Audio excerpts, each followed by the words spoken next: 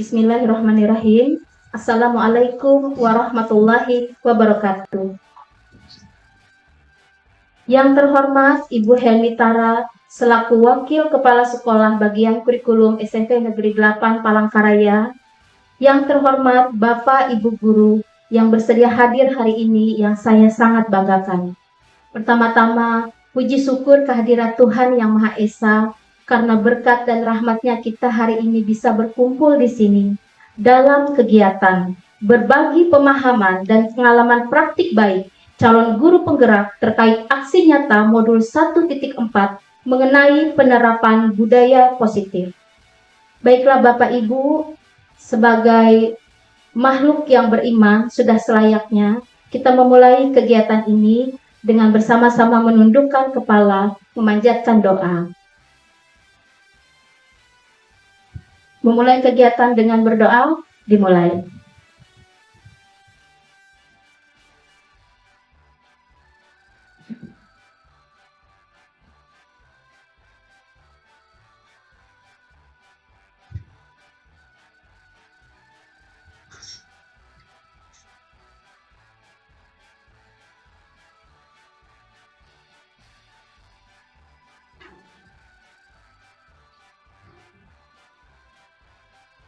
Baik, terima kasih.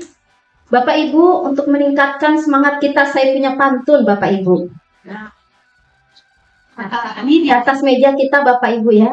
Di atas meja ada donat. Dimakannya saat hujan lebat. Walaupun capek dan penat, kita harus tetap semangat. Tetap semangat Bapak Ibu. Iya.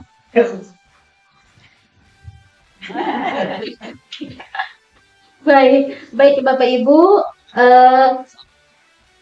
Selanjutnya, sebelum menyampaikan materi, saya izin dulu Bapak Ibu bahwa saya tidak sama sekali berniat untuk menggurui ataupun mengajarkan. Niat saya di sini semata-mata murni adalah untuk sharing dan berbagi pengalaman Bapak Ibu atas pengetahuan yang saya dapatkan dari program pendidikan guru penggerak. Semoga apa yang saya sampaikan ini bisa bermanfaat dan bisa menggerakkan rekan-rekan semua untuk bisa jangkit mengikuti kegiatan pendidikan guru penggerak di depannya nanti. Baik Bapak Ibu yang saya banggakan, sebagai seorang guru, kita perlu mengusahakan sekolah menjadi lingkungan yang menyenangkan, aman, nyaman, serta dapat menjaga dan melindungi setiap murid-murid kita dari hal-hal yang kurang bermanfaat atau bahkan mengganggu perkembangan murid. Bapak Pendidikan Ki Hajar Dewantara mengemukakan filosofi yang menjelaskan bahwa tujuan pendidikan yaitu menuntun segala kodrat yang ada pada anak murid agar mereka dapat mencapai keselamatan dan kebahagiaan yang setinggi-tingginya, baik sebagai manusia maupun sebagai anggota masyarakat. Oleh sebab itu, peranan kita sebagai pendidiklah, yaitu untuk dapat menuntut tumbuh dan hidupnya kekuatan kodrat yang ada pada anak didik kita.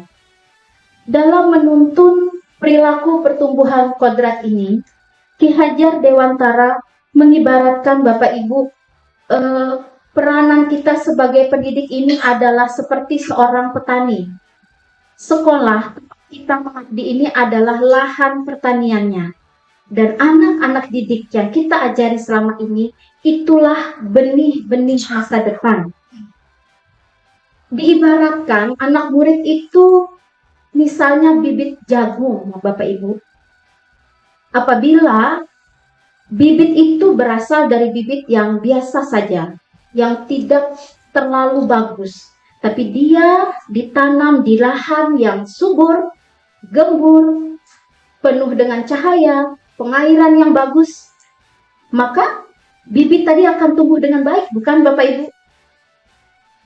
Sebaliknya, apabila bibit itu berasal dari bibit yang berkualitas paling bagus, tapi dia tumbuh di lahan yang kurang cahaya, pengairannya tidak terawat, dan tanpa sentuhan tangan dingin petani, yaitu kita guru, maka besar kemungkinan bibit yang tadinya kualitas bagus bisa saja tidak tumbuh dengan optimal. Dari filosofi tersebut, Ki Hajar Dewantara mengingatkan bahwa pendidikan anak sejatinya menuntun anak mencapai kekuatan kodratnya. Dengan demikian, salah satu tanggung jawab guru adalah bagaimana menciptakan suatu lingkungan yang positif, yang terdiri atas warga sekolah yang saling mendukung, saling bekerja sama, sehingga tercipta kebiasaan-kebiasaan baik. Kebiasaan-kebiasaan baik yang kita tumbuhkan kepada anak itu akan menimbulkan atau menumbuhkan karakter-karakter baik. Nah, karakter-karakter baik inilah yang akan menciptakan budaya positif di sekolah. Dan itu yang akan kita bahas hari ini, Bapak Ibu. Mengenai budaya positif. Untuk dapat menciptakan budaya positif di sekolah, kita perlu apa Bapak Ibu? Mungkin hal yang paling identik adalah menumbuhkan disiplin. Disiplin. Selama ini untuk menciptakan keadaan yang kondusif, yang aman di sekolah, tentunya ada peraturan-peraturan. Peraturan-peraturan itu identik dengan kedisiplinan, bukan Bapak Ibu? Nah, tapi bagaimanakah kedisiplinan yang diterapkan selama ini? Maka saya minta izin untuk memaparkan bagaimana caranya kita bisa menciptakan disiplin yang positif dan anak-anak kita memahami nilai-nilai kebijakan universal. Untuk dapat menciptakan disiplin positif, hal pertama yang harus diperhatikan adalah diperlukan perubahan paradigma Bapak Ibu. Karena ada pemikiran dari Bapak Pendidikan kita yang mengemukakan bahwa mendidik anak adalah dengan cara yang sesuai dengan tuntutan alam dan zamannya sendiri. Artinya kita menyadari bahwa cara belajar dan interaksi murid di abad ke-21 ini tentu sangat berbeda dengan murid di pertengahan dan akhir abad ke-20. Jadi karena zaman yang berkembang sangat dinamis, hal ini mempengaruhi cara kita sebagai guru mengajari anak itu harus mengikuti perkembangan zaman Bapak Ibu. Zaman kita dulu identik dengan kita di perpustakaan Bapak Ibu ya, menghafal dan lain sebagainya. Zaman sekarang teknologi sudah luar biasa. Zaman dulu Bapak Ibu paradigma bahwa di dalam kelas gurulah yang menjadi pusat pembelajaran. Kita berdiri di depan, kita menyampaikan materi dengan berbagai metode, siswa kita duduk mendengarkan. Maka pusat dari pembelajaran pada zaman itu adalah guru. Diharapkan dari program pelatihan guru penggerak ini terjadi perubahan paradigma, tidak lagi guru yang menjadi pusat pembelajaran, tetapi siswa. Guru yang semula menuntut, nak diam, nak perhatikan, nak dengar, nak kerjakan, nak KKM-nya sekian, diharapkan terjadi perubahan, bukan lagi guru menuntut, tetapi guru menuntun. Nah, ini yang kita bahas. Kamu bisa mengembangkan pengetahuanmu dengan melihat langsung ke tempat produksinya. Kamu bisa langsung mengerjakan, membuat prakteknya bersama ibu akan membimbing. Atau kita bisa menggunakan teknologi. Ada banyak media-media teknologi untuk kamu menambah pembelajaran dari materi yang ibu ajarkan. Nah, paradigma seperti ini diharapkan mulai terjadi perubahan Bapak Ibu.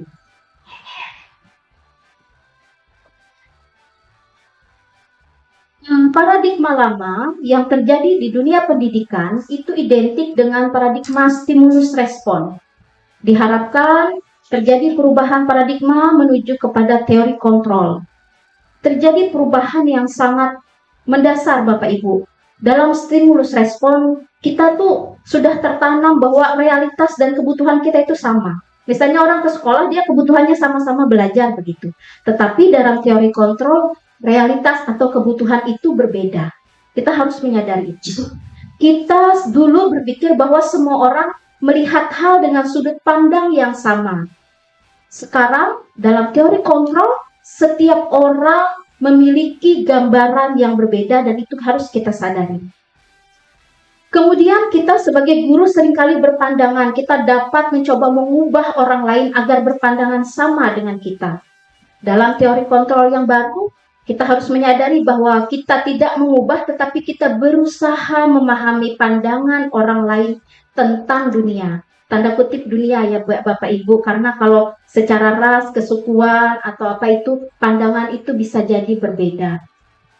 Lalu dalam stimulus respon, paradigma lama, perilaku buruk itu dilihat sebagai suatu kesalahan. Sementara dalam paradigma baru, perilaku baik atau buruk itu memiliki tujuan. Kita dulu berpikir bahwa orang lain bisa mengontrol saya.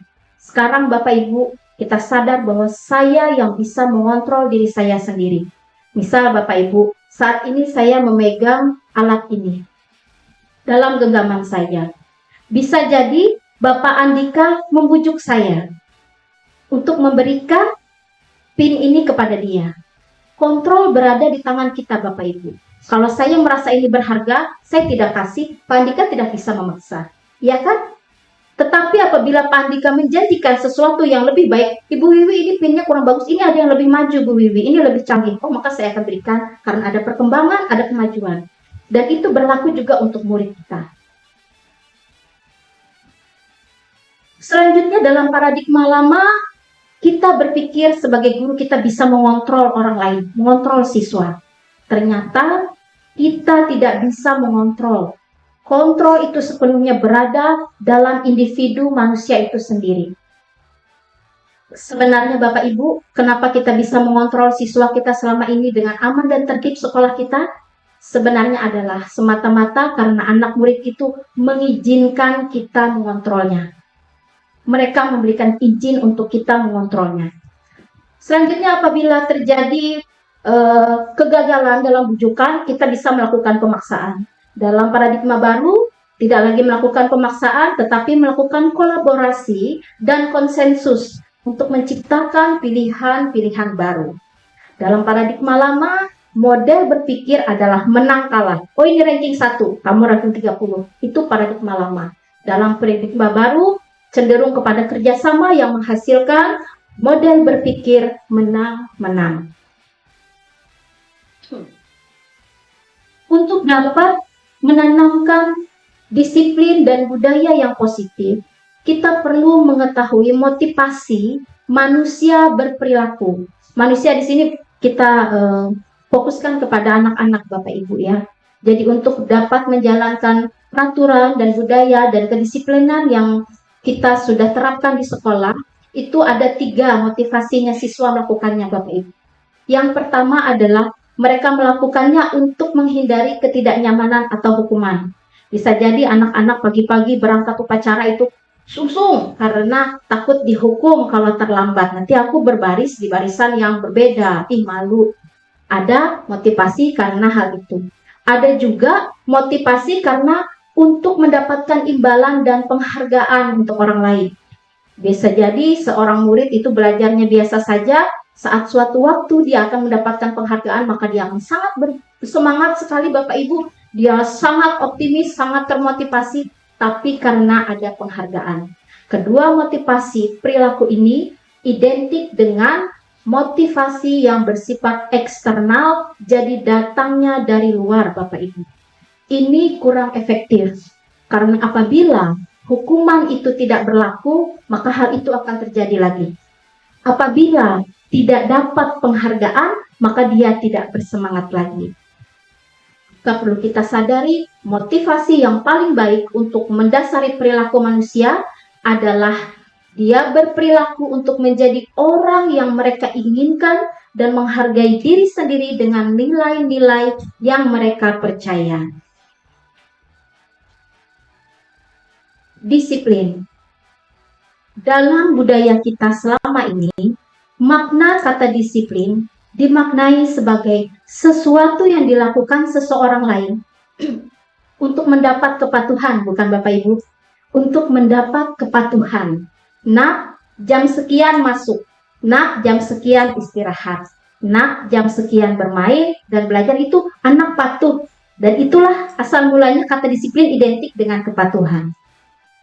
Sementara untuk disiplin positif itu bukan hanya kepatuhan Bapak Ibu, tetapi disiplin diri yang berasal dari motivasi dari dalam diri, motivasi yang bersifat internal, yaitu mempelajari cara kita mengontrol diri. Jadi kita melaksanakan disiplin itu karena itu adalah kita mempelajari cara mengontrol diri kita, bagaimana kita menguasai diri untuk memiliki tindakan yang mengacu pada nilai-nilai yang kita hargai. Misal nilai-nilai yang kita hargai Bapak Ibu, saya ikut upacara pagi-pagi. Apa nilai yang dihargai? Satu, sangat menghargai waktu, karena pagi itu waktu yang paling baik untuk belajar.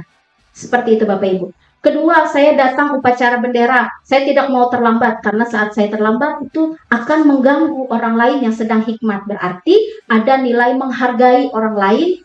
Nah, pada saat anak murid mengerti dengan nilai kebajikan, maka dia akan lebih dapat menjalankan itu, pemahaman itu dari dalam Bapak Ibu. Sehingga kontrol atau motivasi dan disiplin yang tercipta itu jangkanya panjang. Tidak karena cuma hukuman, tidak cuma karena penghargaan, tapi dari dalam diri karena adanya kesadaran.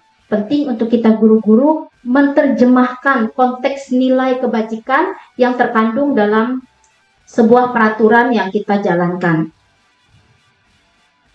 Sebagai pendidik, tujuan kita adalah menciptakan anak-anak yang memiliki disiplin diri sehingga mereka bisa berperilaku dengan mengacu pada nilai-nilai kebajikan universal dan memiliki motivasi intrinsik bukan ekstrinsik. Saya punya cerita Bapak Ibu. Jadi saya ada masuk kelas, saat itu siswa saya bajunya tidak dimasukkan. Lalu karena memang hal itu melanggar peraturan Bapak Ibu, maka saya pun mempraktekkan ilmu ini Bapak Ibu.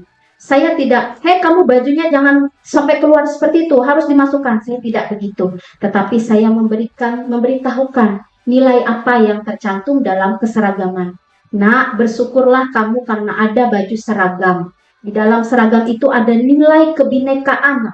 Nilai kebinekaan. Hah, apa? Bu, nilai kebinekaan? Kata mereka. Ya, karena di sekolah ini terdiri dari siswa yang kaya, miskin, maksudnya kaya dan menengah begitu. Dan setiap orang tidak mungkin kalau tidak ada seragam, itu pasti dia akan kelabakan mikirin fashionnya. Bersyukurlah nak pakai sepatu warna hitam. Karena kalau warna hitam mau 1 juta, mau 100.000 sama nak. Karena warna hitam itu standar. Bersyukur nak pakai baju seragam. Kalau tidak, bagaimana fashion itu selalu berubah. Bagaimana kamu pakai baju itu terus-terusan? Tentu tidak mungkin. Pasti kamu akan memikirkan baju dan tidak fokus pada belajar. Sementara dengan seragam, mau kamu pakai baju itu dari kelas 7 sampai kelas 9, selama baju itu masih bersih dan rapi, bukankah tidak masalah? Saat itu Bapak Ibu, saya melihat mata murid-murid kita itu membulat Bapak Ibu. Mereka seperti menyadari. Dan Alhamdulillah saat selanjutnya, siswa di kelas itu saya tidak pernah lihat lagi mereka melepaskan bajunya. Mengeluarkan bajunya. Karena mereka memahami makna dari peraturan keseragaman tersebut. Tujuan dari disiplin positif adalah menanamkan motivasi pada murid untuk menghargai orang yang mereka inginkan dan menghargai nilai diri sendiri dengan nilai-nilai yang mereka percaya. Ketika murid-murid kita memiliki motivasi tersebut, mereka telah memiliki motivasi intrinsik yang berdampak jangka panjang. Motivasi yang tidak akan terpengaruh pada adanya hukuman atau hadiah. Murid akan tetap berperilaku baik dan berlandaskan nilai-nilai kebajikan karena mereka ingin menjadi orang yang menjunjung tinggi nilai-nilai yang mereka hargai.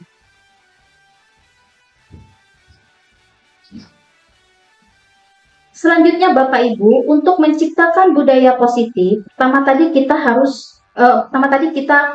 menciptakan disiplin positif. Yang kedua, kita menerapkan pemahaman kepada anak didik kita mengenai nilai-nilai kebajikan universal Bapak Ibu. Dikatakan universal Bapak Ibu karena bisa jadi Bapak Ibu ya, di negara Eropa kalau bertemu itu cipika-cipiki itu adalah merupakan suatu keramah tamahan. tetapi kalau di negara kita menggunakan saling tangan. Nah, nilai-nilai kebajikan di sini dikatakan universal, jadi tidak per daerah atau per ras atau per suku, Bapak Ibu. Disiplin sebagai kontrol diri agar dapat mencapai suatu tujuan mulia. Tujuan mulia di sini mengacu pada nilai-nilai mulia yang dianut seseorang. Kita namakan nilai mulia tersebut sebagai nilai-nilai kebajikan universal. Nah, salah satu nilai kebajikan yang ingin dicapai oleh setiap anak Indonesia dalam kurikulum Merdeka itu dikenal dengan profil pelajar Pancasila. Sebenarnya Bapak Ibu, nilai kebajikan ini luar biasa banyaknya. Ada yang nilai dermawan, ada yang empati, ada toleransi, keadilan, kejujuran, kerja keras, itu semuanya nilai kebajikan Bapak Ibu. Tapi saking banyaknya nilai kebajikan itu, maka diberikan difokuskan, dirangkum dalam nilai yang dianggap tepat untuk karakter anak kita di masa depan, yaitu yang dikenal dengan profil pelajar Pancasila. Izin santer saya menyampaikan seperti apakah profil pelajar Pancasila. Profil anak didik yang kita harapkan di masa depan adalah profil anak yang menampilkan atau mencerminkan jiwa kepancasilaan, meliputi beriman dan bertakwa kepada Tuhan Yang Maha Esa dan berakhlak mulia. Anak murid mampu mandiri, mampu bernara kritis, memiliki jiwa kebinekaan global, bergotong royong, dan kreatif. Ini Bapak Ibu yang kita jadikan nilai kebajikan yang harus kita tanamkan kepada anak didik kita sebagai generasi masa depan. Selanjutnya Bapak Ibu, mengenai keyakinan kelas. Keyakinan kelas tadi untuk membentuk budaya positif diperlukan satu, disiplin positif, yang kedua pemahaman nilai-nilai kebajikan universal, yang ketiga untuk menciptakan budaya positif kita perlu membentuk keyakinan kelas Bapak Ibu. Di mana keyakinan kelas adalah nilai-nilai atau tujuan mulia yang terkandung dalam peraturan Bapak Ibu. Jadi nilai yang terkandung di dalam peraturan yang ada di sekolah kita selama ini, itulah yang disebut sebagai keyakinan. Nilai-nilai kebajikan menekankan pada keyakinan seseorang, sehingga yang bersangkutan akan lebih termotivasi, tergerak, dan bersemangat untuk menjalankan keyakinannya daripada hanya sekedar mengikuti serangkaian peraturan tanpa makna. Ini saya sudah jabarkan tadi Bapak Ibu bahwa apabila hanya peraturan naik motor harus pakai helm, maka itu mungkin dilanggar Bapak Ibu ya. Tetapi naik motor pakai helm untuk menjaga keselamatan kepalamu. Nah, dia tahu bahwa di situ ada nilai keselamatan, ada nilai keamanan, maka dia akan lebih memakai helm tersebut, lebih tertib karena ada pemahaman nilai di dalam dirinya. Begitu juga di dalam kelas yang kita pimpin Bapak Ibu. Terkadang jangan buang sampah sembarangan. Kalau kalimatnya jangan buang sampah sembarangan, mungkin saja mereka akan membuang sampah. Tetapi apabila ada kepemahaman saat dia tidak buang sampah sembarangan, maka akan tercipta ruangan yang bersih, maka akan tercipta lingkungan yang sehat, suasana belajar menjadi nyaman, pikiran menjadi tenang, bebas nyamuk, sehat. Nah, itu sebenarnya yang membuat siswa itu mau menurut secara panjang, dan itulah dikatakan sebagai budaya yang positif. Untuk membentuk keyakinan kelas Bapak Ibu, ada beberapa tekniknya Bapak Ibu.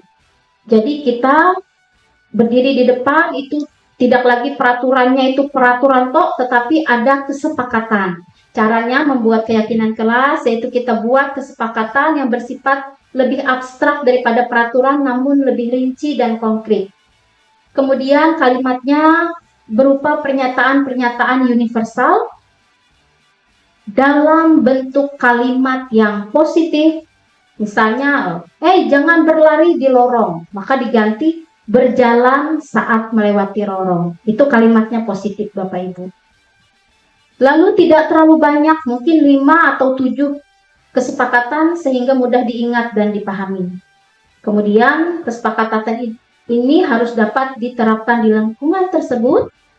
Semua warga kelas harus ikut berkontribusi dalam pembentukan keyakinan kelas, serta bersedia untuk meninjau kembali keyakinan kelas dari waktu ke waktu. Ini harus kita laksanakan di kelas untuk bisa membentuk budaya positif, Bapak Ibu sekalian.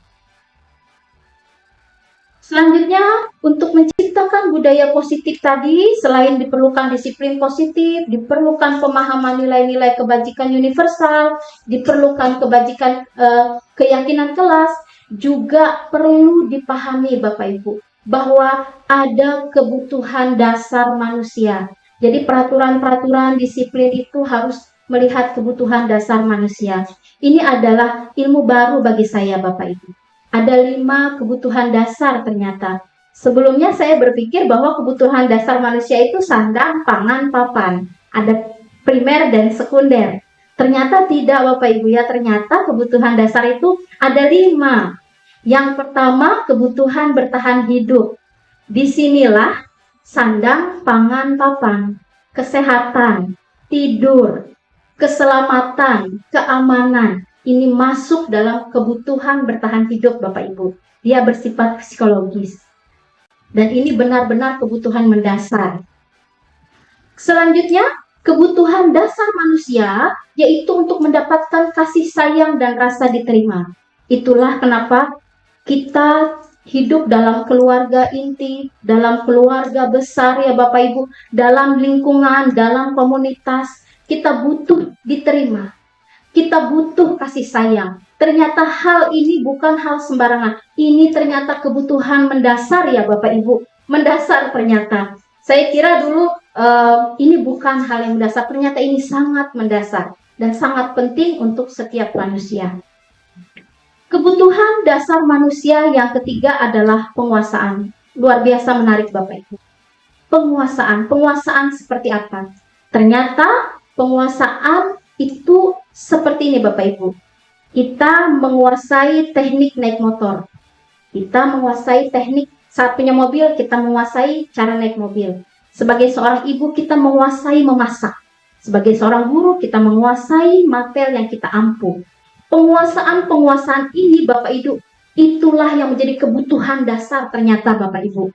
Tidak bisa dianggap remeh. Anak menghabiskan waktu di sekolah untuk apa? Untuk menguasai suatu kompetensi. Kenapa? Karena itu adalah kebutuhan dasar Bapak Ibu terhadap penguasaan. Termasuk juga di dalamnya kepemimpinan Bapak Ibu. Kebutuhan dasar manusia yang keempat adalah kebebasan. Kita tahu Bapak Ibu, di penjara itu tempat hidup, tempat tinggal disediakan, makanan disediakan, tapi tidak ada yang mau ya Bapak Ibu, karena kebutuhan dasarnya tertekan. Kebutuhan kita atas kebebasan, memutuskan sesuatu, memilih, itu merupakan kebutuhan yang sangat mendasar dan penting untuk manusia. Kebutuhan yang 5 yaitu kesenangan. Ini saya tidak menyangka ini kebutuhan dasar Bapak Ibu. Saya kira ini kebutuhan yang kalau ada ya syukur, kalau nggak ada ya nggak apa-apa. Ternyata ini kebutuhan dasar dan benar ya Bapak Ibu ya. Kita perlu jalan-jalan, kita perlu berteman, dan lain sebagainya. Saya berpikir, ini sudah terpenuhi belumlah kebutuhan kesenanganku pada saat saya mempelajari ini. Apalah kesenanganku, saya berpikir seperti itu.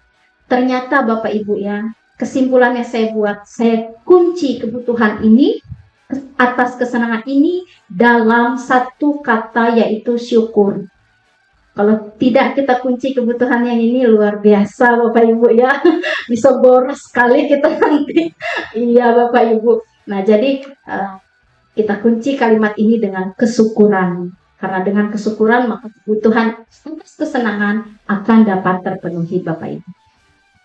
Baik Bapak Ibu, berdasarkan hal ini kita jadi mengetahui bahwa semua tindakan manusia memiliki tujuan. Kita kaitkan Bapak Ibu dengan anak murid. Suatu waktu kita menjumpai anak murid tertidur di kelas. Maka anak itu kebutuhan bertahan hidupnya Bapak Ibu tidak terpenuhi. Kebutuhan dasar tidur Bapak Ibu tidak terpenuhi malam tadi, maka dia tertidur di kelas. Maka kita tidak bisa menjudge bahwa itu perilaku buruk. Tetapi itu adalah dia memenuhi kebutuhan dasarnya Bapak Ibu. Semua yang kita lakukan adalah usaha terbaik untuk mendapatkan apa yang kita butuhkan. Ada tadi teman yang menjumpai siswa yang makan saat di kelas. Sebenarnya dia tidak melihat, tapi wanginya makanan itu menyebar sekelas. Lalu dia marah-marah, peraturan di dalam kelas tidak boleh membawa makanan.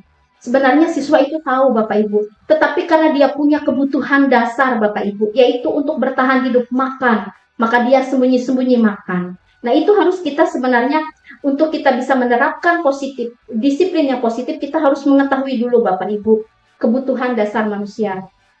Ada siswa yang lempar-lemparan kertas di dalam kelas, oh ternyata dia memenuhi kebutuhan kesenangan karena saat pelajaran tersebut dia merasa bosan Bapak Ibu. Jadi dia melakukan cara-cara kesenangan. Saat kita bisa memahami kebutuhan dasar, maka kita akan tahu bagaimana teknik mengelola untuk ke arah yang lebih baik Bapak Ibu.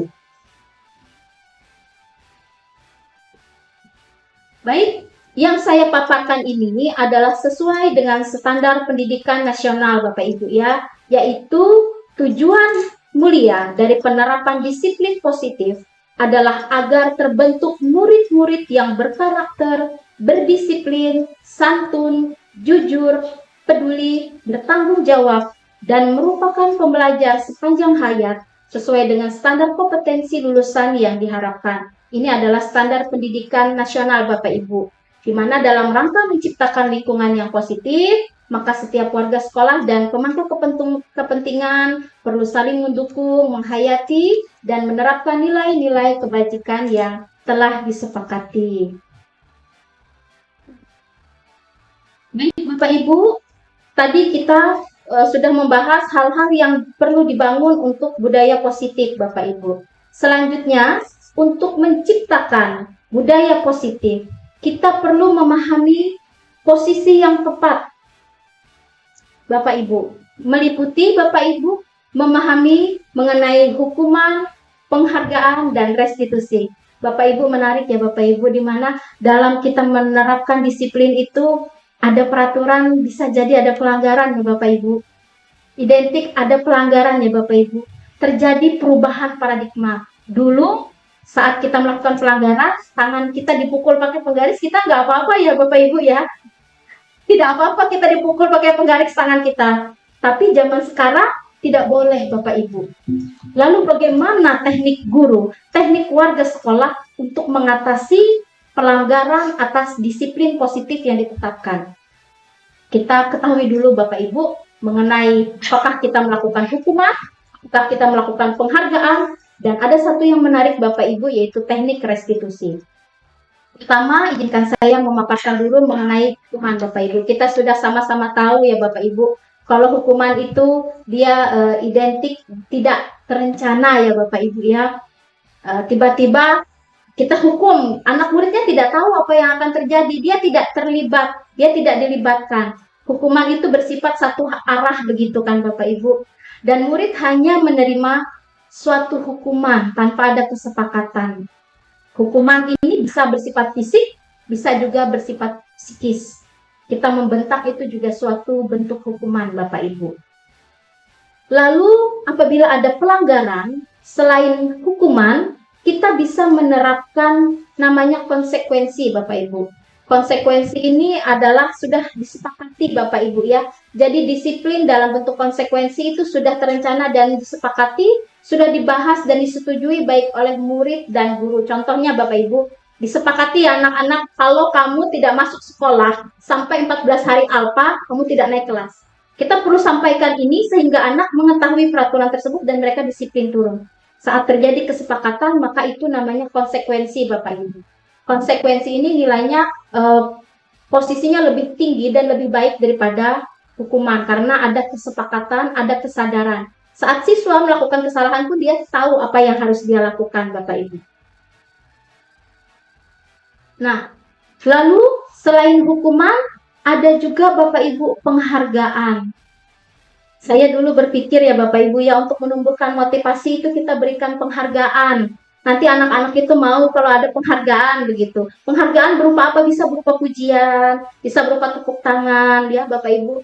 Tetapi ternyata Bapak Ibu penghargaan itu nilainya sama dengan menghukum Bapak Ibu. Baik penghargaan maupun menghukum adalah cara-cara mengontrol perilaku seseorang untuk menghancurkan potensi dari pembelajaran yang sesungguhnya. Kenapa dikatakan penghargaan itu nilainya sama dengan menghukum? Begini Bapak Ibu. Yang pertama, penghargaan itu memunculkan motivasi dalam jangka pendek. Yang kedua, apabila dia tidak mendapatkan penghargaan, dia tidak mau. Jadi dia senantiasa mengharapkan penghargaan. Dan kita pun senantiasa memikirkan penghargaan untuk anak. Selanjutnya dikatakan sama dengan menghukum, karena penghargaan ini Bapak Ibu menciptakan persaingan Bapak Ibu di kelas. Bahkan anak murid yang menyadari bahwa dirinya tidak mungkin mendapat penghargaan, dia tidak mau lagi berusaha. Ya nggak Bapak Ibu? Itu tuh sudah yang pintar aja, sudahlah aku pada usaha. Kayak seperti itu. Jadi tidak ada motivasi intrinsik. Makanya tidak efektif untuk menjalankan disiplin positif dalam bentuk penghargaan. Sebenarnya, tindakan belajar itu sendiri adalah penghargaan sesungguhnya. Sebenarnya anak murid saat dia menguasai sesuatu, menyadari sesuatu, itu adalah penghargaan yang paling besar untuk dirinya sendiri. Dan itu adalah motivasi yang bersifat intrinsik Bapak Ibu. Lalu bagaimana untuk mengatasi permasalahan tadi pelanggaran disiplin? Tadi dihukum tidak tepat, konsekuensi juga belum ideal, dikasih penghargaan juga tidak tepat.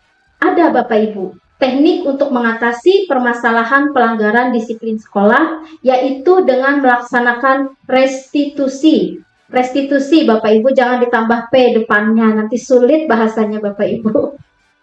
Restitusi yaitu dalam menjalankan peraturan atau keyakinan sekolah. Apabila terjadi suatu pelanggaran, tentu kita perlu meninjau ulang tindakan penegakan peraturan, apakah berbentuk hukuman atau konsekuensi.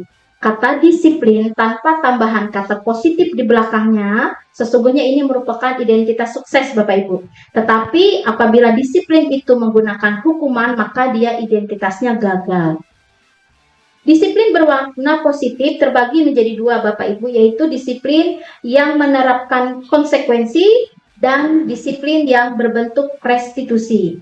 Restitusi merupakan proses kolaboratif yang mengajarkan murid untuk mencari solusi atas masalah mereka, membantu murid berpikir tentang orang seperti apa yang dia inginkan dan bagaimana dia mempertanggungjawabkan kesalahannya Bapak Ibu. Jadi siswa sendiri menemukan solusinya, siswa sendiri yang mencari pemecahannya. Baik, kita akan bahas lebih dalam mengenai restitusi ini Bapak Ibu. Restitusi adalah proses menciptakan kondisi bagi murid untuk memperbaiki kesalahan mereka, sehingga mereka bisa kembali kepada kelompoknya dengan karakter yang lebih kuat, harga diri, terhormat, tanggung jawab. Kita ciptakan kondisi seperti itu pada murid dengan teknik restitusi ini. Melalui pendekatan restitusi, ketika guru berbuat salah, ketika murid berbuat salah, guru akan mengajak murid melakukan refleksi tentang apa yang mereka lakukan untuk memperbaiki kesalahannya, sehingga mereka menjadi pribadi yang lebih baik dan menghargai dirinya. Pendekatan restitusi tidak hanya menguntungkan bagi si korban yang dia bertanggung jawab, tetapi juga menguntungkan bagi orang yang telah berbuat salah karena dia harga dirinya itu meningkat Bapak Ibu, tidak kecewa. Solusi sesuai dengan prinsip teori kontrol, yaitu solusi menang-menang. Jadi ada bentuk tanggung jawab kalau restitusi ini Bapak Ibu. Ciri-ciri restitusi yang membedakannya dengan program disiplin lain. Yang pertama, restitusi bukan untuk menebus kesalahan, namun untuk belajar dari kesalahan. Kedua, restitusi memperbaiki hubungan. Ketiga, restitusi adalah tawaran bukan paksaan. Keempat, restitusi menuntun untuk melihat ke dalam diri. Untuk bisa melaksanakan strategi restitusi, Bapak Ibu, kita perlu bercermin dulu Bapak Ibu mengenai posisi kontrol kita sebagai seorang guru Bapak Ibu. Jadi selama ini kita sebagai guru itu posisi kita di mana? Apakah ada 5 posisi kontrol Bapak Ibu? Yang pertama, posisi kontrol guru sebagai penghukum. Identiknya apa? Mata melotot, suara nyaring, berkacak pinggang, bentakan, marah-marah. Itu identik dengan guru penghukum ya Bapak Ibu. Guru yang melaksanakan kontrol dengan posisi penghukum. Yang kedua, apakah kita berada di posisi guru sebagai pembuat rasa bersalah? Nah, cirinya guru yang memposisikan dirinya sebagai pembuat rasa bersalah itu suaranya lembut. Dia menusuk Bapak Ibu. Kok kamu begitu sih? Misalnya Bapak Ibu ya, bagaimana kalau orang tuamu tahu kamu berbuat seperti itu? Kamu melakukan hal ini membuat ibu jadi dipersalahkan, nak. Ibu jadi dimarahi kepala sekolah. Nak, kamu berbuat hal ini, kamu tuh sudah menyinggung, sudah merusak, sudah mengganggu kelas dengan suara pelan tapi menusuk, membuat siswa merasa bersalah. Iya, dalam begitu. Ada yang seperti itu ya Bapak Ibu ya. Ada biasanya guru-guru yang seperti itu. Mari kita lihat lagi kita ini tipenya seperti apa. Ataukah kita ini berada di posisi guru sebagai teman? Nah, orang yang posisi kita guru sebagai teman ini identik apa? Bersenda gurau, tidak melakukan hukuman, memberikan bantuan, ketawa-ketawa sama siswa. Hal ini efektif Bapak Ibu, efektif untuk guru yang bersangkutan saja. Tetapi siswa tidak akan respect dengan guru lain yang dia tidak anggap sebagai teman. Selanjutnya, wibawa juga kurang berkarisma begitu saat kita memposisikan diri kita sebagai teman. Sisi teman ini efektif dijalankan pada kondisi tertentu, tetapi apabila untuk suatu kondisi pelanggaran disiplin, mungkin kita bisa gunakan posisi kontrol yang lebih tepat, Bapak Ibu. Kita lanjutkan kepada posisi kontrol yang keempat, yaitu sebagai pemantau.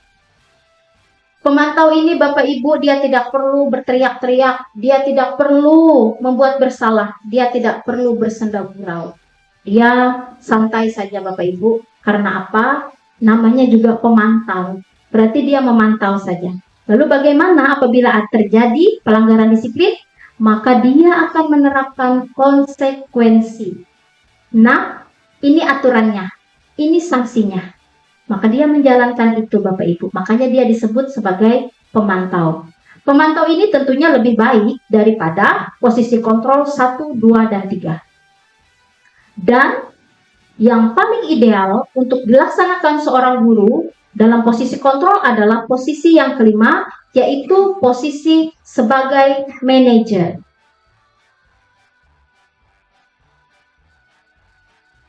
Dalam menciptakan budaya positif, posisi guru sebagai manajer adalah yang paling ideal, di mana pada posisi manajer, guru dengan penuh ketulusan, tidak perlu marah-marah, tidak perlu meninggikan suara, menunjuk-nunjuk, membuat sikap seolah-olah menyesal, bersenda gurau tidak perlu Bapak Ibu. Dalam posisi manajer, seorang guru fokus pada murid. Murid sebenarnya saat melakukan kesalahan itu pasti sudah mengetahui ada suatu masalah. Sebagai seorang manajer, tugas guru adalah membimbing dan mengembalikan tanggung jawab kepada murid tersebut untuk mencari jalan keluar atas permasalahannya. Ini adalah bentuk budaya positif yang muncul dari dalam diri siswa sendiri, Bapak Ibu. Jadi tugas kita itu menuntun dan membimbing siswa untuk mencari sendiri kesalahannya, bagaimana solusinya. Strategi segitiga restitusi adalah strategi yang digunakan oleh guru dengan posisi manajer. Jadi tadi restitusi ini adalah strateginya, yaitu menggunakan strategi segitiga restitusi, yaitu memanggil siswa, Bapak Ibu, mengajak bicara siswa yang melakukan kesalahan, lalu dia melaksanakan langkah-langkah. Yang pertama, menstabilkan identitas. Hal ini sesuai dengan posisi teori kontrol, di mana kita menyadari bahwa kita semua akan melakukan hal terbaik yang bisa kita lakukan. Tadi berkaitan Bapak Ibu, apabila siswa melanggar sesuatu, apa kebutuhan dasar yang tidak terpenuhi, itu kita ungkit dalam menstabilkan identitas. Kemudian kita lakukan validasi tindakan yang salah, di mana hal ini sesuai dengan teori kontrol, semua perilaku memiliki alasan. Strategi selanjutnya, setelah langkah pertama dan kedua, maka sebagai puncaknya itu ialah kita menanyakan keyakinan. Di mana dalam hal ini, sesuai dengan teori kontrol, kita semua memiliki motivasi internal.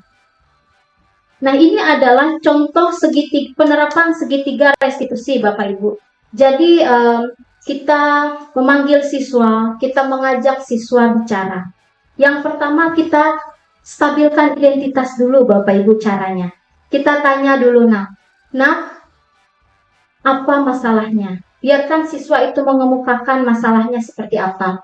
Lalu, pada saat dia terlihat tidak nyaman karena kesalahan itu, kita gunakan teknik stabilkan identitas. Kita bisa katakan, Nak, setiap orang pernah melakukan kesalahan. Atau, Nak, kamu bukan satu-satunya orang yang melakukan ini. Atau, Nak, ibu pun akan melakukan hal itu apabila berada di posisimu. Hal ini Bapak Ibu akan membuat situasi menjadi lebih kondusif. Siswa yang tadinya tidak nyaman, itu akan keluar kejujurannya. Karena identitasnya itu kita stabilkan. Jadi dia yang tadinya merasa tidak nyaman, kita kasih kalimat-kalimat pemantik yang memunculkan rasa nyaman bagi siswa. Setelah siswa mengeluarkan unek-uneknya mengenai permasalahan, misalnya ada yang berkelahi, ada yang terlambat, dan lain sebagainya, dia keluarkan dengan bahasa dia. Selanjutnya kita lakukan lagi strategi yang kedua, Bapak Ibu, yaitu validasi tindakan yang salah. Nah, validasi tindakan yang salah ini adalah kita memancing siswa. Nah, kamu tentu punya alasan mengapa melakukan tindakan itu. Lalu dia mengemukakan alasannya. Saya berkelahi karena begini, Bu. Lalu, apakah ada cara yang efektif untuk mendapatkan hal yang kamu butuhkan? Karena tadi pada saat siswa mengemukakan pendapat itu, kita mencari tahu Bapak Ibu, dia itu memenuhi kebutuhan apa? Kebutuhan apa yang dia penuhi sampai dia melakukan pelanggaran? Lalu setelah kita stabilkan identitas, kita meminta anak untuk memikirkan apakah ada cara yang lebih efektif daripada dia melakukan kesalahan itu. Begitu Bapak Ibu. Sesudah siswa mengemukakan pemikirannya mengenai sebaiknya saya tadi tidak begitu Bu, tetapi sebaiknya saya begini ya Bu. Nah, maka kita naikkan lagi Bapak Ibu strateginya dengan menanyakan keyakinan. Nah, keyakinan ini Bapak Ibu kita pancing karena siswa kita mungkin tidak tahu Bapak Ibu. Nana, kamu tadi sudah melakukan kesalahan seperti itu, lalu menurutmu keyakinan apa yang sudah dilanggar? Lalu siswa itu kita arahkan Bapak Ibu. Misalnya kalau dia tadi berkelahi, berarti dia bagaimana tidak menghargai orang lain.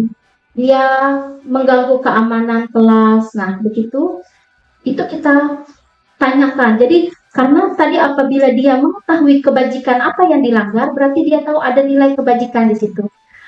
Dan nilai kebajikan itu apabila siswa sadari, maka itu adalah bentuk motivasi internal yang ekstrinsik yang sangat baik Bapak Ibu. Karena itu jangka panjang kesadarannya itu Bapak Ibu. Kesadarannya, kepemahamannya itu jangka panjang. Lalu kita pancing siswa untuk memikir dan mengungkapkan kamu ingin menjadi orang seperti apa. Kalau tadi pelanggarannya saya tidak menghargai, tentunya harus sesuai. Saya ingin menjadi orang yang menghargai orang lain. Saya ingin menjadi orang yang memberikan keamanan untuk kelas dan lain sebagainya. Ini adalah teknik strategi segitiga restitusi Bapak Ibu. Jadi kita mengajak bicara siswa yang melakukan pelanggaran. Tidak dihukum Bapak Ibu, tidak dikasih penghargaan juga Bapak Ibu ya. Mungkin ada konsekuensi tetapi meminimalkan hukuman berbentuk konsekuensi. tetapi dengan cara segitiga restitusi. Ini mungkin Bapak Ibu yang di BK ini jagonya masalah segitiga restitusi. Dan ini merupakan hal yang baru bagi kami calon guru penggerak. Berikut contoh penerapan strategi restitusi yang pernah saya laksanakan.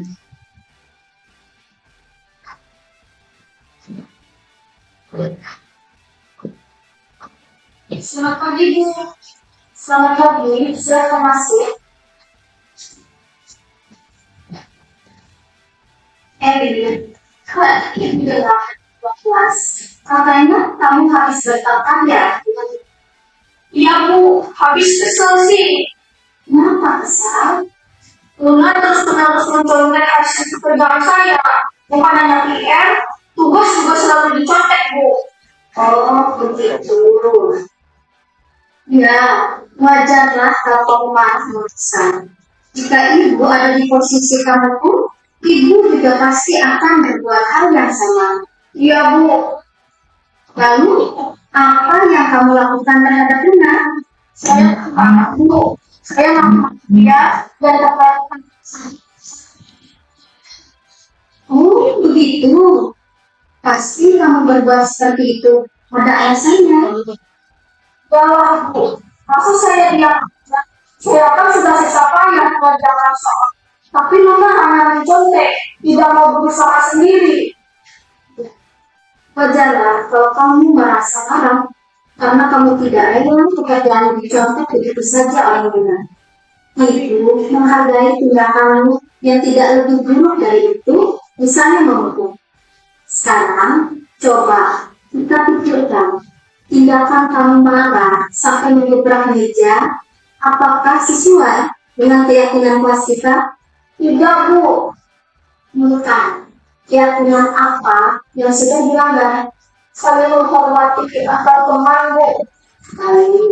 Menurut kamu, saling menghormati antar teman itu penting atau tidak? Penting, Bu. Bagus. Kalau menurut kamu itu penting, jadi keyakinan apa yang harus kamu lakukan saat kamu sedang marah? Aku sudah bisa bantu. Kamu bersedia memperbaiki masalah ini? Bersedia, Bu.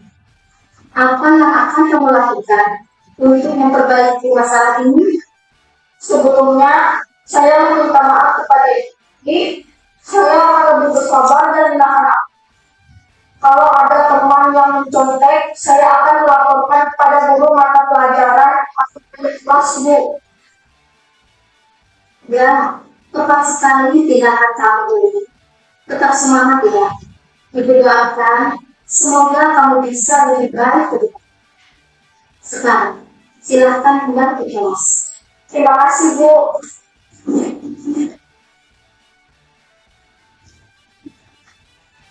Perkenalkan, nama saya Elizabeth, SMP Negeri 8 Palangkaraya, Provinsi Kalimantan Tengah.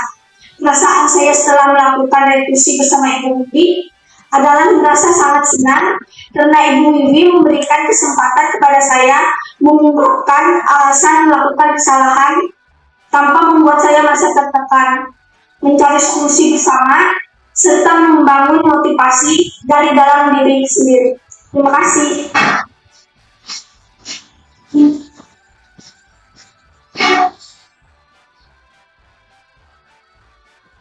Baik, terima kasih Bapak Ibu. Itu adalah contoh saya menerapkan segitiga restitusi Bapak Ibu. Jadi pada saat anak murid saya berkelahi, saya tidak perlu menghukum ya Bapak Ibu. Saya juga tidak perlu memberikan sanksi. Cukup kita ajak bicara saja. Ajak bicara dengan tadi Bapak Ibu, strategi segitiga restitusi. Terima kasih Bapak Ibu, demikian tadi pemaparan yang saya berikan. Apabila ada yang ingin dikomentari Bapak Ibu atau ingin ditanyakan, kami persilahkan Bapak Ibu. Ya, terima kasih Ibu Marlian. Silahkan.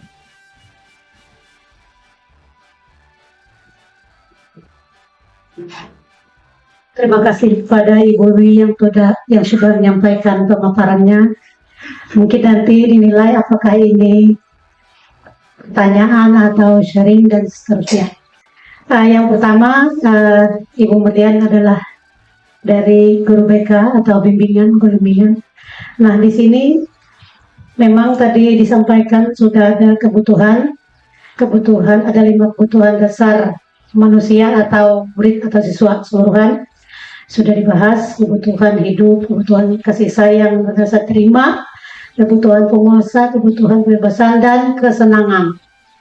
Nah, sudah dibahas, tapi yang selanjutnya tentang restitusi tadi yang saya tanggapi di sini, yaitu ada di sini yang kita menggunakan paradigma lama, yaitu dari PIN 1 sampai 3. Hampir semua guru seluruh Indonesia mungkin ya itu menggunakan, karena sebelumnya ada kurikulum Merdeka. Nah, sekarang sedang hangat-hangatnya kurikulum Merdeka ini. Kami orang BK juga barusan kemarin bersama Dinas Pendidikan Kalimantan Tengah Provinsi, kami mengadakan seminar sehari. Di situ kami membahas tentang dua ciri-ciri guru dalam penanganan siswa yang macam-macam masalahnya, tidak hanya satu masalah. Nah, di sini yaitu kontrol dan manajer tadi. Jadi kami sangat menyambut itu pertemuan Sekota Palangkaraya Guru BK bersama Kepala Dinas Pendidikan Provinsi Kalimantan Tengah. Nah, yang pertama tadi saya sudah menanggap tentang yang pertama itu kita menuntun. Itu memang sangat benar itu di BK itu. Yang kedua, membimbing. Ya, sesuai dengan jurusannya. Namun dalam BK itu kalau siswa itu klien namanya konseling. Kalau gurunya, guru BK itu namanya konselor. Nah, memang pada paradigma lama kami orang BK juga, walaupun ada kode etik, tidak boleh menghukum, tidak boleh membuat rasa bersalah. Nah, tapi kalau menjadi teman itu ada, tapi tidak yang seperti dalam kurikulum yang Merdeka. Berteman itu tadi itu ada rasa simpati, empati dan seterusnya itu dengan klien kita tadi atau murid atau siswa. Nah, jadi dalam menuntun, membimbing itu memang itu kewajiban kita dengan mereka.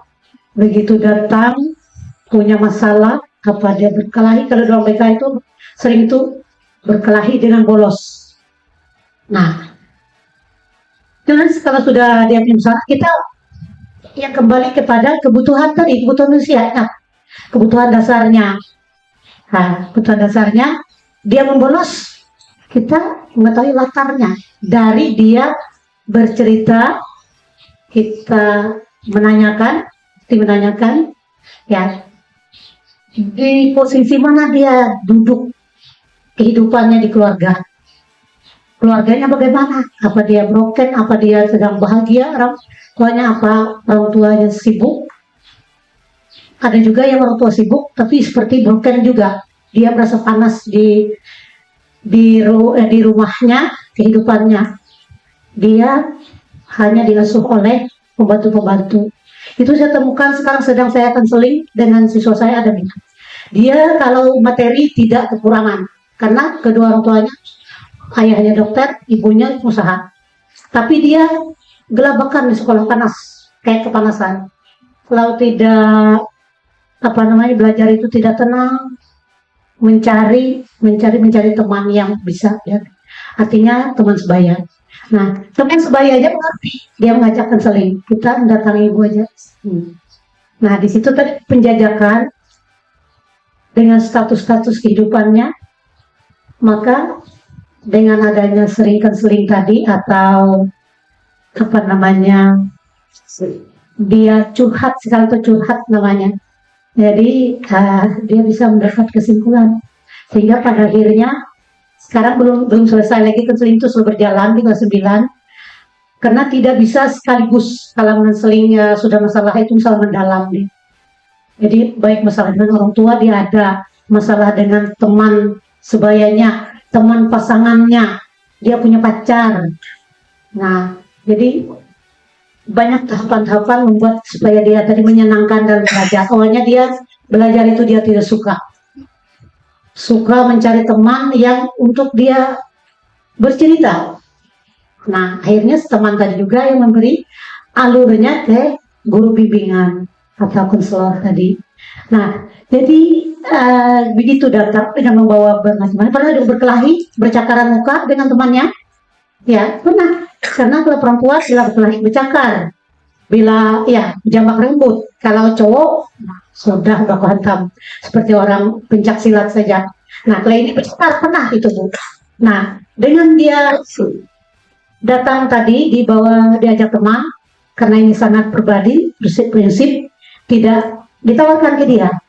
Apa kamu mau curhat di sini boleh didengar teman atau tidak? Kode etik dalam bimbingan itu kalau itu kan tadi kerjasama sudah ada mereka. Kalau katanya tidak boleh, teman yang mengajak pun memang tidak boleh. Tertutup dia. Karena kode etiknya kita tidak boleh membicarakan permasalahannya ke orang lain atau di publik, tidak boleh dipublikasi.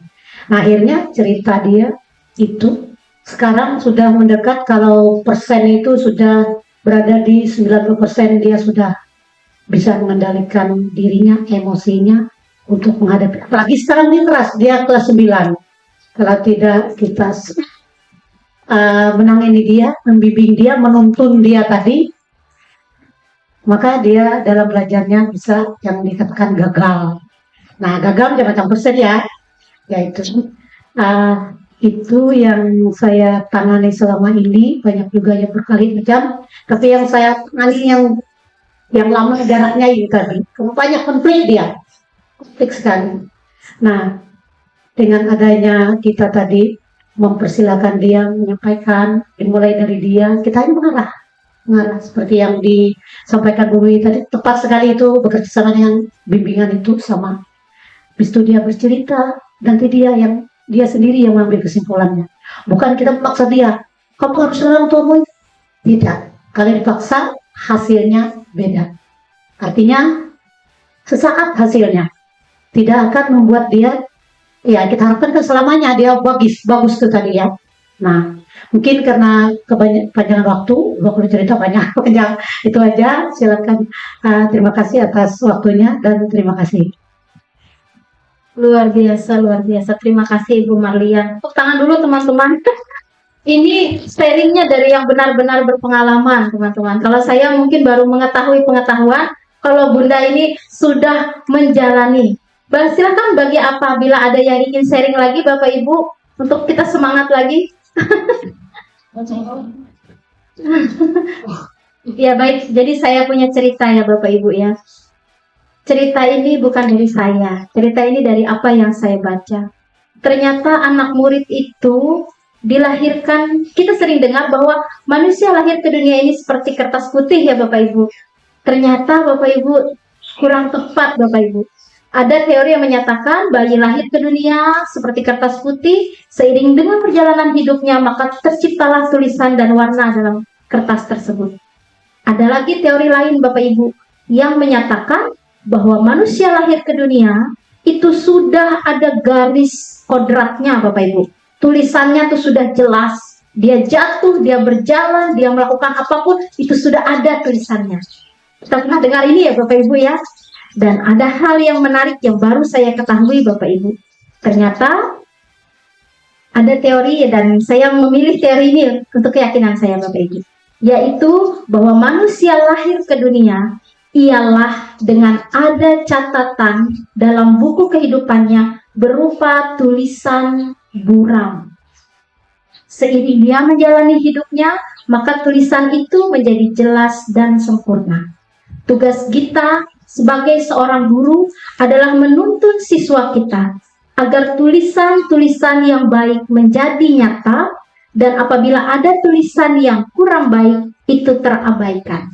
Misal suatu waktu siswa kita duduk di suatu tempat, di sebelah sini ada handphone orang ketinggalan. Mungkin tadi di buku catatannya di situ tertulis maling. Tetapi dengan adanya dia sekolah setiap hari, dia mengerti bahwa dalam diri itu harus jujur, tidak boleh mengambil yang bukan punya dia. Didikan yang sudah tertanam dari kebiasaan-kebiasaan yang sudah dia jalani sepanjang hari, tiba-tiba catatan itu dia ambil, handphonenya dia tidak maling. Dia bawa ke pos satpam diumumkan. Nah, ternyata ada peranan guru Bapak Ibu. Setiap hari kita mengajarkan siswa disiplin, setiap hari kita mengajarkan siswa-siswi kita terhadap nilai-nilai kebajikan, dan itu tertanam dalam diri siswa, memungkinkan siswa kita menjelaskan tulisan kodrat dalam buku takdirnya untuk hal-hal yang baik dan meminimalkan hal-hal yang buruk. Ini cerita saja ya Bapak Ibu. Silahkan apabila ada yang ingin menanggapi lagi atau ingin bercerita, silahkan Bapak Ibu.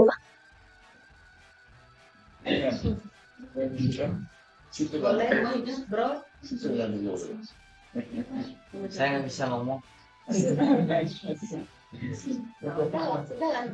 Ya, kalau pada direkam saya mau lihat. Nah, Bapak Ibu, demikianlah pemaparan materi yang bisa saya sampaikan. Izinkan saya membaca pantun, Bapak Ibu. Sebelum penutup, Bapak Ibu, ya, kalau penutup itu udah terakhir, saya kasih pantun dulu sebelum penutup. Jalan-jalan ke lembah tidaklah rata, di ujung kali ada melati. Kumohon maaf atas segala kata, presentasi ini semoga mengena di hati.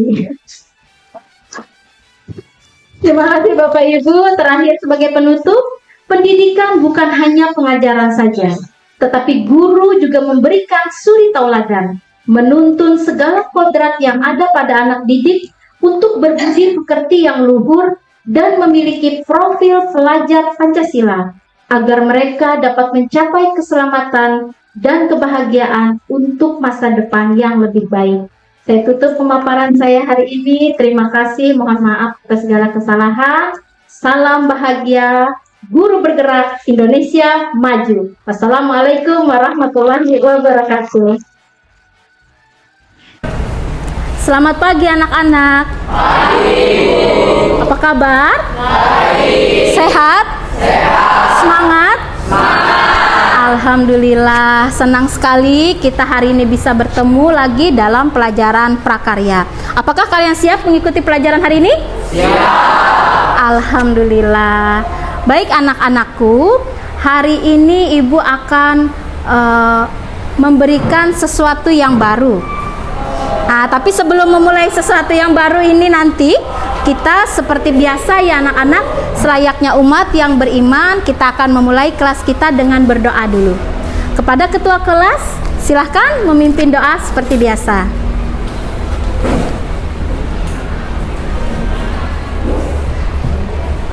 Teman-teman, sebelum mulai pelajaran, marilah kita berdoa menurut agama dan kepercayaan kita masing-masing. Berdoa dimulai.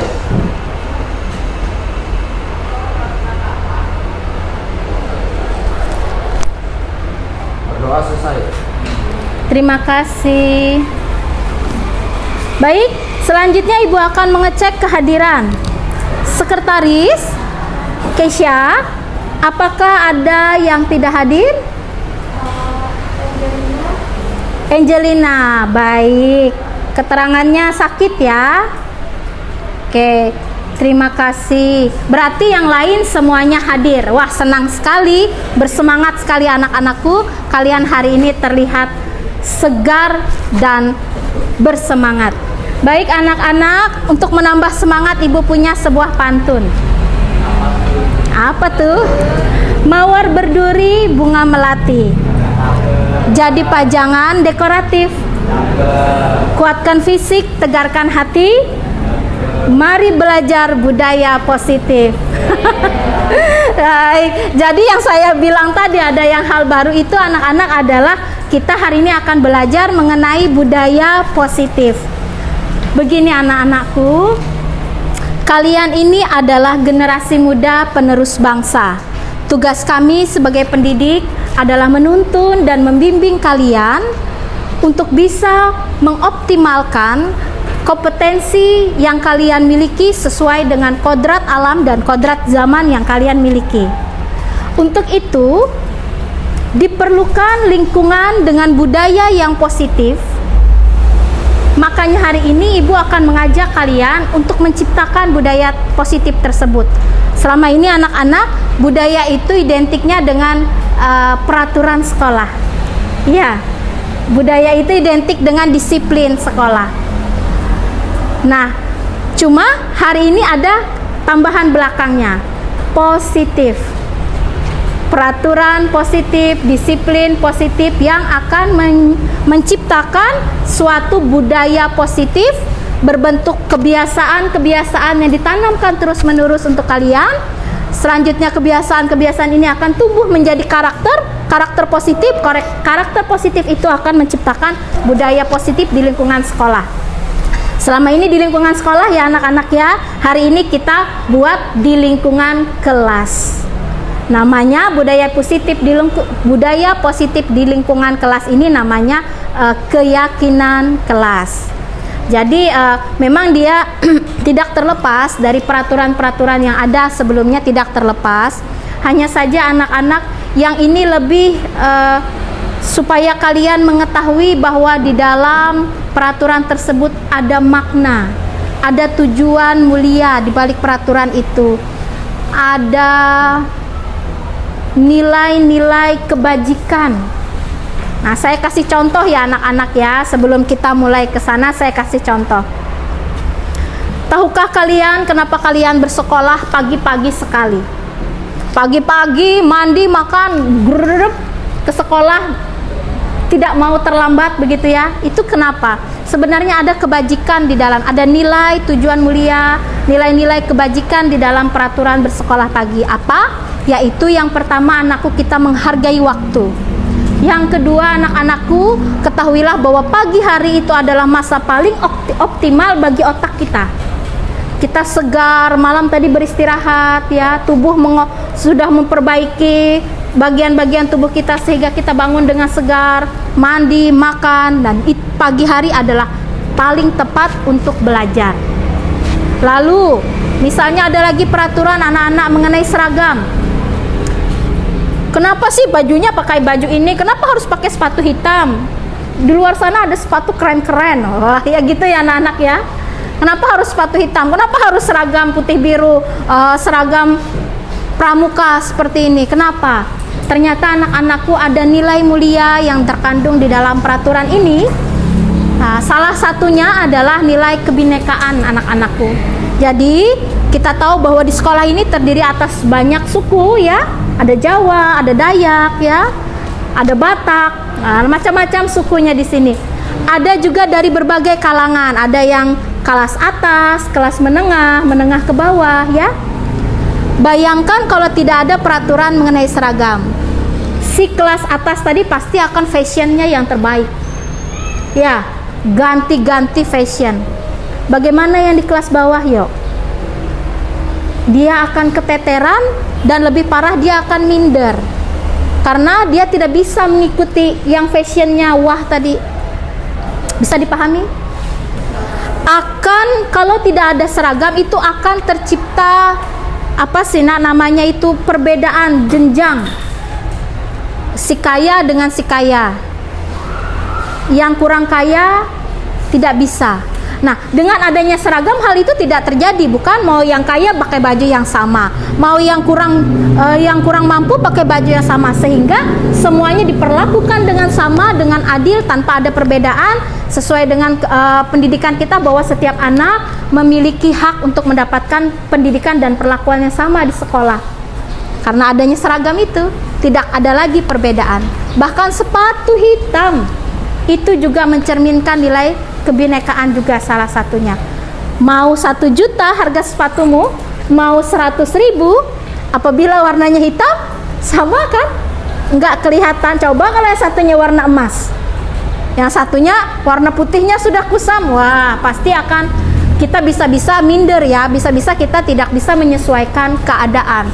Maka bersyukurlah dengan peraturan-peraturan yang ada di sekolah ini, semuanya itu adalah tujuannya positif, semuanya tujuannya baik.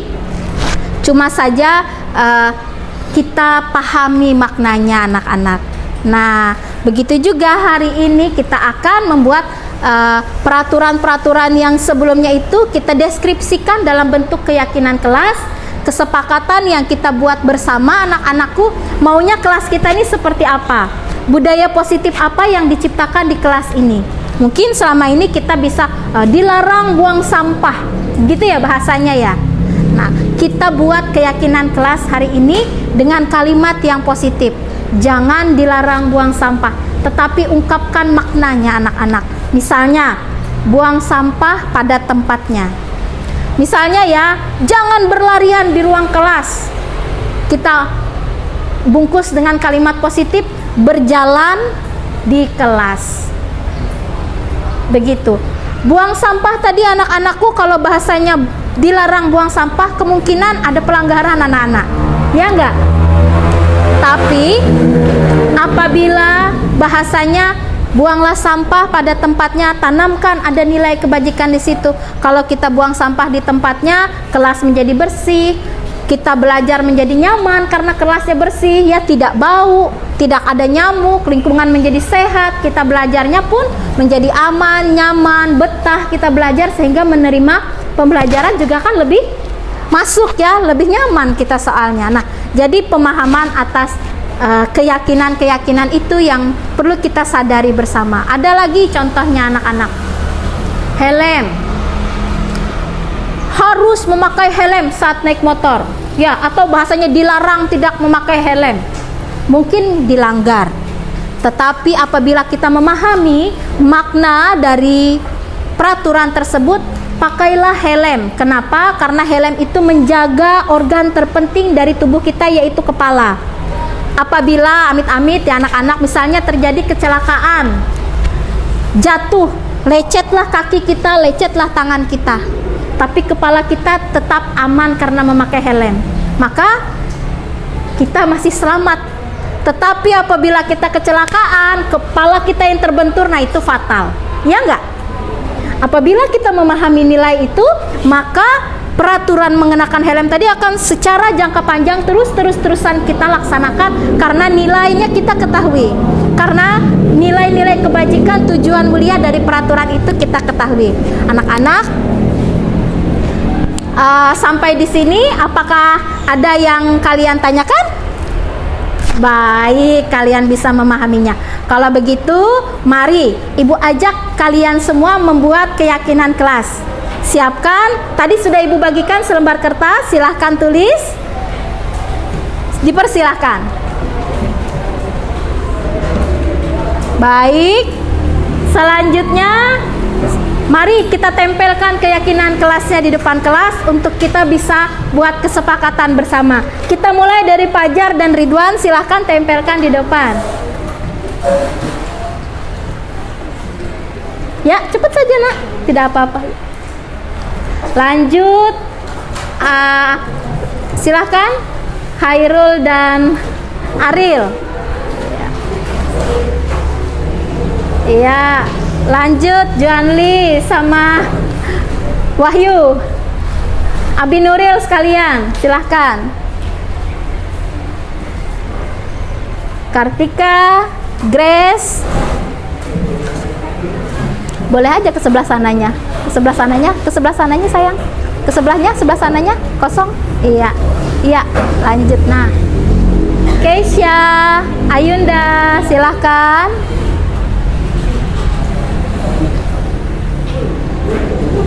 Silahkan. Miselo, Leonard, ke pojok aja biar bisa bergantian ya. Arga, Sahudin di bawah atau di sana, silahkan, bebas saja menempelkannya. Lanjut Siti, Avani, tempel aja langsung ya. Elta, Anissa, ke sana sayang. Siti di sebelah sana kosong. Iya, di sebelah sana kosong nak. Iya, di sebelah sana kosong ya. Satria, Ruli, silahkan. Wah, aktif anak-anak ibu semua punya ide-ide nih. Nanti kita buat kesepakatannya ya, rangkuman dari nilai-nilai yang kalian inginkan ini nanti kita buat rangkumannya ya. Siapa lagi? Hairullah sama Sandi, ketua kelas, silahkan. Ini Faris, Nova, Keisha, silahkan. Safira, Pancar, silahkan. Pojok sana kosong ya. Sabrina dan Dea, silahkan. Wah, semua anak ibu ini punya keinginan mulia, luar biasa. Baik. Nah, ini yang terakhir. Silahkan kembali ke tempatnya dan kita beri aplaus dulu untuk semangat anak-anak yang lain.